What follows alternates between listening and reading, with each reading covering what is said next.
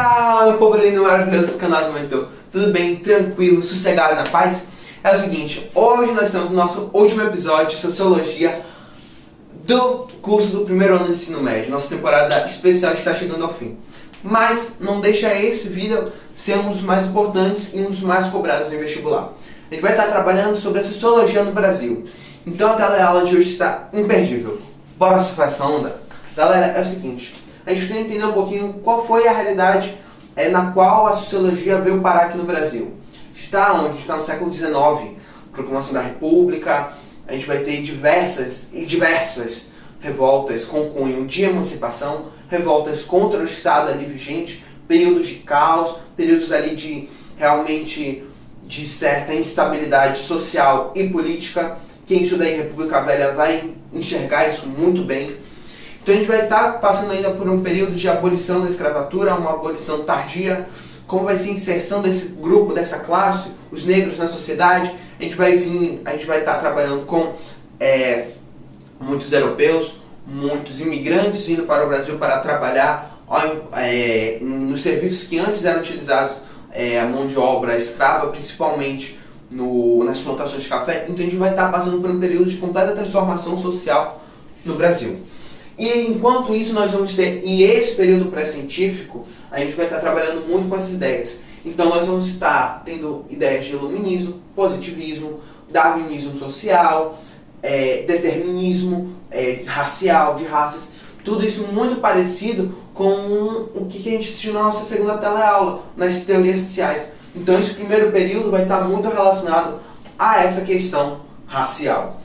Então, o período pré-científico ele vai ter, de modo geral, teorias deterministas de cunho racial. Ou seja, eles vão trabalhar muito com a questão da raça. Então, determinar o que vai acontecer por causa da conjuntura de raças do Brasil. A gente tem algumas figuras, como Raimundo Nina Rodrigues, Francisco José de Oliveira Viana, Euclides da Cunha, Alberto Torres e Silvio Romero. Tranquilo? Então a gente vai primeiro trabalhar com Nina Rodrigues. Nina Rodrigues ele acreditava num darwinismo literal. Então realmente para ele existiam raças inferiores e existiam raças superiores. Essas raças inferiores seriam os povos indígenas e os povos africanos, e a raça superior seria a europeia, a raça branca. Mas observe, ele vai acreditar, a gente vai, na verdade, esses primeiros pensadores vão trabalhar muito numa ótica racista realmente. E vai ser legal porque os próximos, alguns dos que a gente vai estudar, vai quebrar bastante essa ideia que eles tinham. A gente vai ver uma mudança ao longo do tempo. Isso também nos mostra como o Brasil naquela época era um país extremamente racista, um Brasil extremamente preconceituoso. Isso mostra porque as marcas de fenômenos tão hediondos permanecem até hoje, porque essas marcas eram muito evidentes no passado e leva tempo para desaparecer essas marcas, mas nós como agentes sociais nós temos o papel de acelerar essa passagem, tranquilo? Acelerar essa mudança para assim um Brasil mais próspero e mais igualitário. Então, ele acreditava também que a mestiçagem representava um fracasso para o avanço do Brasil. Então o Brasil não era unido, tinha diversas revoltas, estava instável por causa dessa mestiçagem, dessa mistura de raças. Então ele achava isso algo preconceito, assim, algo que iria prejudicar o avanço, o desenvolvimento do Brasil. E ele ainda acreditava no crime relativo, que trabalha um pouquinho com aquilo que a gente viu lá em teorias raciais, que algumas raças eram mais propensas, essas raças ditas como inferiores, segundo a concepção de Nina Rodrigues, elas seriam mais propensas para a criminalidade. Então a visão que essa geração brasileira teve de que não, esse grupo racial é perigoso, etc. Tudo isso foi, entre aspas, pintado como se tivesse embasamento científico, o que é uma grande falácia. Oliveira Viana também vai trabalhar mais ou menos na mesma linha do que Nina Rodrigues, mas Nina Rodrigues, que está muito preso nessa questão racial das raças, Viana ele vai trabalhar mais se questionando, tentando achar uma solução do porquê do Brasil ele vai chamar do Brasil ser um país sem solidariedade, ou seja, insolidariedade. Porque o Brasil tem insolidariedade social. A gente estudou em Weber e em Durkheim, que a solidariedade é o que deixa o país unido, a sociedade unida, perdão.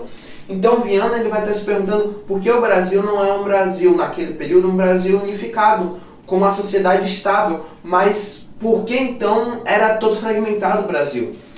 E aí ele bate na mesma tecla de Rodrigues, a hierarquia das raças, então tem raças que são superiores, tem raças que são inferiores. Aí ele vai dizer que existe um Brasil real, que é esse Brasil que está cheio de problema, que a gente vê realmente na prática, que não tem solidariedade, não tem elos ligando os indivíduos.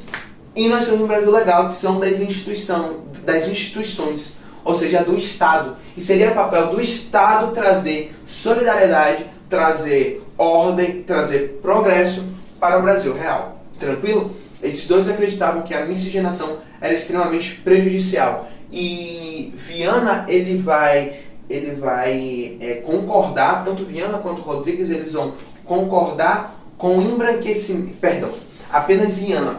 Rodrigues, ele vai acreditar que a mestiçagem é um fracasso, gera um fracasso para a nação, que não deve haver. Já Viana, ele enxerga que essa mestiçagem tem uma solução. É ruim, é um fato, mas tem como a gente resolver esse problema. Porque Rodrigues falava que não poderia ter mistura. E Viana diz não, tem como a gente resolver esse problema. Então ele apoiava a vinda de imigrantes europeus para o Brasil para o embranquecimento, que ele acreditava na hierarquia das raças. Assim daria para, na concepção dele, nessa doidura de ideia, que daria assim para melhorar o Brasil por meio assim dessa mistura, desse embranquecimento da sociedade.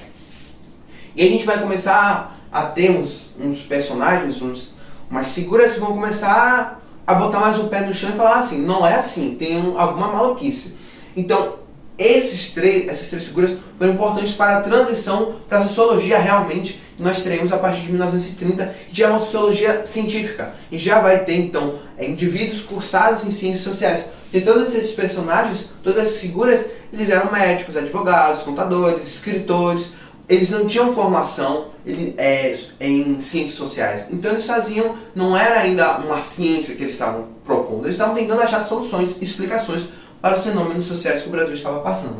Então, Euclides da Cunha, Alberto Torres e Silvio Romero, eles irão dizer o seguinte, eles vão reconhecer a realidade de miscigenação do Brasil e eles vão dizer o seguinte, nós precisamos valorizar a nossa produção intelectual brasileira, incentivar essa produção ao invés de trazer explicações lá da Europa, que a realidade europeia é uma realidade diferente da brasileira. Então, nós temos que criar novas explicações, criar novos conceitos, criar uma nova sociologia para explicar o nosso Brasil, ao invés de importar a sociologia europeia para tentar se adequar ali, se adaptar. O detalhe é que a realidade europeia é diferente da realidade brasileira naquele momento. Então é isso que esses personagens vão pensar.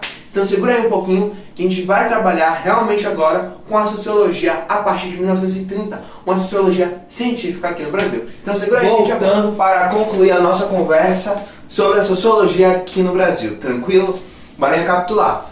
Nós trabalhamos com as gerações, melhor dizendo, da sociologia pré-científica no Brasil. Agora, a gente já tem uma sociologia, a gente já tem uns pensadores, a gente já tem uns sociólogos que são formados em ciências sociais, que vão começar a escrever livros, a fazer estudos, a fazer pesquisas. Então agora sim a gente tem uma sociologia propriamente dita brasileira. E a gente vai estudar sobre esses caras nesse exato momento. Só relembrando que muito do que está mais ou menos a ordem que nós iremos trabalhar é em ordem mais ou menos de datas, que do auge de cada um, do pensamento de cada um, mas tem alguns aqui que são contemporâneos, tranquilo?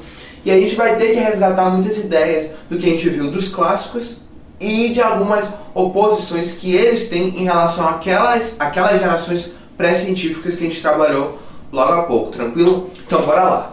Primeiro que nós iremos estudar, que realmente consolidou a sociologia científica no Brasil, é Gilberto Freire. Gilberto Freire, ele vai trabalhar com uma corrente que é o culturalismo, que o culturalismo ele vai entender que cada cultura vai ali ter o seu desenvolvimento próprio, vai ter sua evolução própria. Diferente de uma outra corrente que estava ali mais ou menos no momento, um pouquinho anterior, na verdade, que a gente via um pouquinho na geração passada, pré-científica, que é a questão do evolucionismo cultural, que tem algumas culturas mais evoluídas do que outras, etc. O que o culturalismo diz? Não. Cada um corre no seu ritmo, etc. Não dá para comparar uma cultura com a outra. Cada um desenvolve-se de uma forma diferente, ponto. A gente não pode fazer esse tipo de comparação. E aí tem a principal obra dele, que é Casa Grande e Senzala. E aí ele vai tratar sobre o que chamariam de democracia racial e mais tarde de mito da democracia racial. O que na obra dele ele explicita. Casa Grande e Senzala, ele quer dizer o seguinte, que as relações da Casa Grande e da Senzala foram se aproximando, porque os portugueses, que são assim, os principais colonizadores aqui do Brasil, uma das principais matrizes étnicas, a gente vai estudar isso um pouquinho mais pra frente, eles tinham um poder de adaptação muito grande. Então eles estavam ali naquele local, eles se adaptaram às relações sociais que estavam ali na região, que eles estavam criando, etc. E assim, a Senzala e a Casa Grande se aproximou. Por isso que chamam de democracia racial. É como se ele jogasse um pano e a gente fechasse os nossos olhos para todo o passado de violência, de opressão, da colonização brasileira, e isso são os que outros sociólogos irão criticar. A gente vai trabalhar daqui a pouquinho, e ele vai dizer não, existiu assim um processo que foi harmonizando as diferenças, que foi harmonizando as etnias, os africanos, os brasileiros, os indígenas, os portugueses conseguiram ter esse jogo de cintura para conseguir então formar todos agora juntos o Brasil que nós conhecemos. Então ele chama isso de democracia racial. E a gente esquece desse outro lado da moeda que eu acabei de comentar com vocês. Logo em seguida nós temos o Sérgio Buarque de Holanda. Ele vai trabalhar, enquanto o Gilberto Freire ele trabalha com o culturalismo, o Buarque ele irá trabalhar com uma vertente weberiana. Lembra lá Max Weber, os clássicos, pronto. Ele vai trabalhar com aquele conceito que a gente trabalhou mais atrás, o tipo ideal.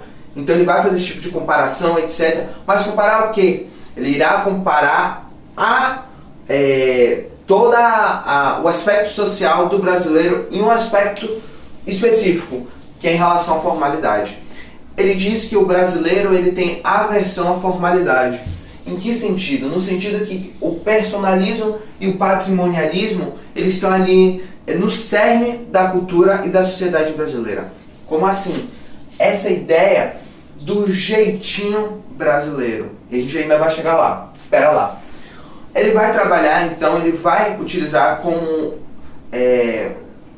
esse elemento de comparação o que ele chama de homem cordial. Mas não é um homem gentil, como nós conhecemos hoje. Esse cordial vem do latim e quer dizer que vem de coração. Então, homem cordial seria aquele que ali age pelas emoções, age pelo coração. Então, ele está dizendo que o povo brasileiro age muito mais pelas emoções do que pela racionalização. Tranquilo? E com isso, ele considera essa expressão de homem cordial resultado das marcas sociais da herança ibérica. Então ele joga na mão dos portugueses, dos ibéricos, a responsabilidade por esse jeitinho que o brasileiro tem. De, por exemplo, aí vem o personalismo e o patrimonialismo. A ideia de que personalismo, por exemplo, misturar o público e o privado. Se a gente for para outras culturas, etc., a gente vai ver que o que é privado, o que acontece dentro das quatro paredes da casa, do lar, da família, fica ali dentro e acabou, e o público é uma outra história. A gente vê essa mistura muito no nosso dia a dia, então muitas vezes o comportamento, o linguajar que nós temos dentro de casa, nós também temos fora. A mesma pessoa que está dentro de casa age da mesma forma do lado de fora no trabalho. Enquanto em outras culturas e etc, a gente vê que no trabalho é ali a formalidade, etc. Por isso a versão à formalidade. E dentro de casa é a informalidade. E o que acontece? Pelo povo brasileiro, segundo Buarque, ter essa versão à formalidade sempre é informal. Isso gera prejuízos. Porque essa vertente do Buarque vai ser muito trabalhada com o Roberto da Mata. ele também vai trabalhar com essa questão do jeitinho brasileiro. E isso, o que um começa, o outro vai estar terminando na análise dele. Então, segura o que vocês entenderam de jeitinho, que a gente vai estar entendendo mais um pouquinho aqui com o da Mata. Logo em seguida nós temos Caio Prado. Caio Prado e Florestan Fernandes, eles vão trabalhar relativamente com a mesma linha de pesquisa, tranquilo? Caio Prado ele vai recuperar, se lembra, o materialismo de Karl Marx. Eles dois vão trabalhar nessa vertente mais similar com Karl Marx. E Caio Prado ele vai então analisar qual é o papel do Brasil na divisão internacional do trabalho. Qual é a posição econômica do Brasil se a gente olhar numa perspectiva macro, numa perspectiva global. Ele irá dizer o seguinte, que por causa da colonização brasileira, o Brasil tem marcas que permanecem até hoje no quesito econômico, tanto na questão do que ele exporta, como também no tratamento em como que funciona a questão dos trabalhadores. Por quê? Ele chegou à conclusão que o Brasil, por causa de sua herança, se a gente for para trás, cana-de-açúcar, café, pau-brasil, ouro, pedras preciosas, etc., ele se constituiu, por causa de toda a colonização portuguesa, etc., o tipo de colonização, que foi uma colonização com cunho econômico, de extrair riquezas e jogar para fora, e exportar e vender, que o Brasil hoje ele é um exportador de commodities, um forte exportador de commodities, por causa disso. E o tipo de trabalho, mão de obra escravizada indígena, mão de obra escravizada africana, até mesmo a forma de relação, das primeiras relações dos portugueses com os indígenas e ali o trabalho de extração do pau-brasil, vai constituir então um tipo de trabalho que não tem, por exemplo, leis trabalhistas, ou que as leis trabalhistas são fracas, que os trabalhadores não têm direitos, às vezes uma economia subdesenvolvida, que por muito tempo o Brasil esteve, agora está em desenvolvimento. Então ele vai traçar esse elo entre o tipo de economia, o tipo de atividades econômicas que foram estabelecidas lá nos primórdios do Brasil, com o resultado que nós temos hoje. Isso no que nós exportamos e nas relações que nós temos com os trabalhadores. Isso em todos os aspectos, ok? E aí o Fernandes, ele irá continuar trabalhando esse link de relações econômicas com as relações sociais do passado e os resultados hoje. Então, por exemplo, pelo fato do negro e do indígena, do africano e do indígena, ter sido utilizado como mão de obra, uma força de mão de obra, usando violência, opressão e tudo mais que a gente já comentou, a gente já debateu, essa posição social em que eles ocuparam no passado, no período colonial, repercute até hoje e muitas vezes na marginalização que essas classes estão em situação no momento. Então, por exemplo, ele vai fazer pesquisas demográficas, etc, blá, blá, blá. Ele vai descobrir então por que a maior parte, por exemplo, dos pobres são negros e indígenas, por exemplo. Até pouco tempo atrás, a Constituição de 1988, a gente ainda não tinha esse cuidado, essa proteção com os indígenas e tudo mais. Então ele vai fazer esse link da posição econômica que essas classes tinham no passado, a posição social que elas tinham, e como isso gerou resultado para a posição econômica que estão no momento, que estão na nossa atualidade. E nós vamos para Darcy Ribeiro. Darcy Ribeiro ele vai trabalhar com as matrizes étnicas. Ele irá dizer que o Brasil tem 3 principais matrizes étnicas: portugueses, africanos e indígenas. Porém, contudo, todavia, o Brasil ele foi resultado de outras matrizes também. E essas relações entre essas matrizes, todas essas matrizes, chegou a uma cultura que não dá pra gente discutir ou descrever como resultado de uma outra ou de alguma coisa assim. Não, é uma cultura, uma matriz completamente nova agora, a brasileira. Ele irá também categorizar o Brasil por aspectos culturais, sociais, imigração, costumes, em 5 tipos: Brasil sertanejo, crioulo, caboclo, caipira e sulino, perdão. Aí ele, juntamente com Florestan Fernandes, irão trabalhar em relação ao mito da democracia racial. Essas 2 figuras, em especial Darcy Ribeiro, irão bater muito na tecla que a colonização brasileira foi repleta de violência, opressão, de imposição da força, e isso tem marcas até os dias atuais. Por exemplo, ele vai trabalhar com a questão do cunhadismo. O que é o cunhadismo? O cunhadismo lembra cunhado. Então a gente vai recapitular o que a gente já sabe. Os portugueses chegavam aqui no Brasil, muitas vezes para firmar alianças entre tribos indígenas, etc. Tribo indígena oferecia uma indígena para um casamento, etc. Pronto, isso a gente já sabe. O detalhe é que esses filhos, eles não eram nem portugueses, nem indígenas. E aí o Ribeiro vai chamar de brasilíndios, ok? Segura esse nome. Pronto, a gente tem esse novo grupo que surgiu. E nós temos também os afro-brasileiros, que é resultado de relações entre os africanos, normalmente africanas, e portugueses. O detalhe é que todas essas relações matrimoniais, foram baseadas na violência, na opressão, ali na imposição da força, e surgiram grupos afro-brasileiros e brasilíndios que eles não possuíam uma identidade clara, porque eles não eram aceitos nem pelos portugueses, nem pelo outro lado da relação, ou seja, os povos africanos e os indígenas. Então eles fizeram parte de um novo grupo. Eles já vão olhar de uma forma positiva para a miscigenação, que todos de modo geral que a gente trabalhou e a gente vai trabalhar, enquanto a geração passada a gente viu que não valorizava a miscigenação. Então eles vão trabalhar a miscigenação como algo interessante, algo positivo e algo que traz riqueza cultural para o Brasil. Então o surgimento desses novos grupos depois vão se misturar mais ainda e vão se misturar com outros que vão vir surgindo. Essas 5 partezinhas do Brasil, eles vão resultar em um novo grupo social, com novos costumes, com novos hábitos, com novas características e relações sociais, e isso dará uma complexidade muito maior às futuras relações do Brasil. Tranquilo? Filé? Bora então trabalhar com o Roberto da Mata. Ele irá analisar os costumes brasileiros. Por exemplo, o carnaval. Olha que interessante. Isso também a gente pode fazer uma comparação com a Copa do Mundo, um pouco, etc.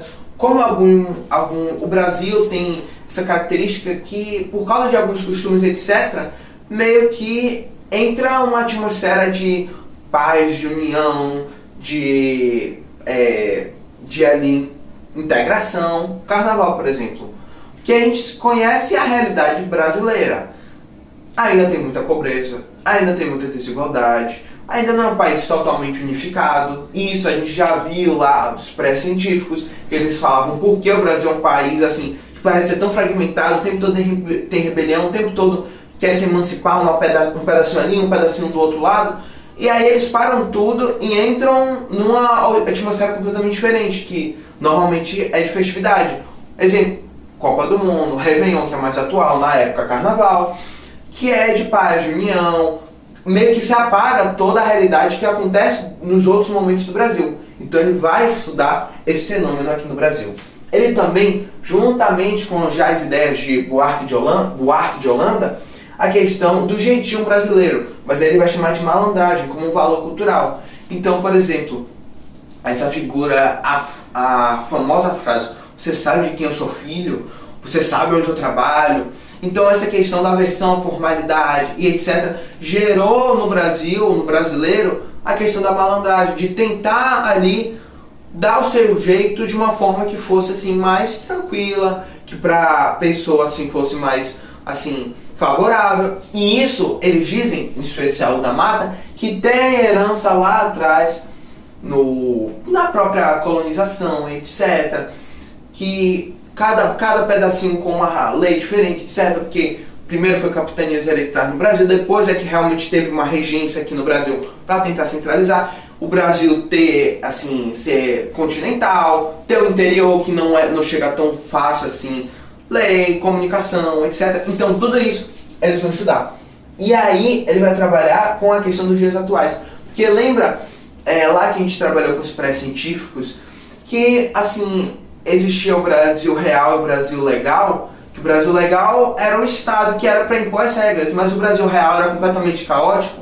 Bem, ele vai trabalhar um pouquinho com essa ideia, porque observe, na verdade ele vai até mesmo trazer uma explicação. Porque observe, ele irá dizer o seguinte: não adianta nada na realidade legal, nós temos diversas leis e etc. Se na prática essas leis não colam, vou utilizar uma expressão mais coloquial, assim, não tem efeito social, porque se ninguém cumpre a regra, a lei, por causa dessa malandragem, a lei cai em falência, ela não tem efeito realmente social, e isso é muito difícil porque as instituições estatais, o próprio Estado, o poder do Estado vai minando, vai perdendo seu poder, e isso é um perigo para um país de condições de tamanho, de extensão continental e com tantas diferenças sociais. O famoso exemplo do sinal vermelho. Até uns 5, 10 anos atrás era muito raro ter ali a sinalização e etc. que marcava os sensores. Era muito difícil, era assim, bem mais difícil de achar nas ruas, etc. o sensor para marcar ali a velocidade. Ou até mesmo para ver as câmeras, para ver se passou do sinal vermelho. Agora, observe, muitas vezes você já pode ter notado isso, ou dentro do seu núcleo social, ou uma outra pessoa fazendo, etc. Ali, tá perto do sinal, tá do sensor de velocidade, tá todo mundo andando devagar. Devagarinho ali, bem antes do limite, quando passa ali da zona do sensor, vai aí a carreira, vai ali na velocidade. Por quê? Porque a malandragem, o jeitinho brasileiro de tentar fazer as coisas mais rápido, etc.